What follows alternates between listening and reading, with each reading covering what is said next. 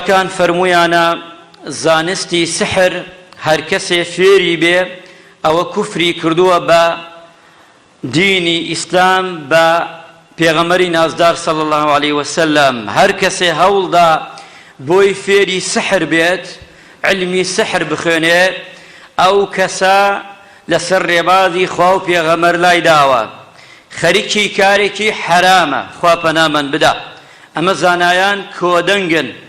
ئیمامی ابن قودامەی مەقدیسی دەفەرمێ ڕەضا و ڕەحمەتی خوای لێبێ، ئەصحاب و یاوەران فەرموویانە وەیوکەفر الساحر بتعلیمی، کاتێ فێر دەبێ ئەوەی ساحرە، ئەم کەسە خودی ساحر چەندێ خەتەرە مسلمانە عەزیزەکان لە کۆمەڵگادا، بەڵام ئێمە لەوەیە وا تێنەگەین لێی.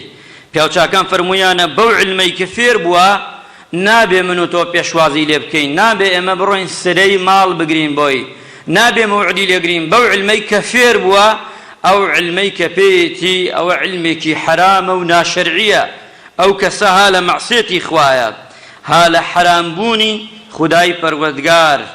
بۆیە وتیانە ئەوەی کە گرێبەست ئەبەسێتەوە لەوەیە هەندێکی ڕاست بێ، هەندێکی هەڵە زۆرینەی هەڵەیە، بەڵام ئێستا باسەکەین ڕاستەکانش لەکوێوە دێ و هەڵەکانش لەکوێوە دێت.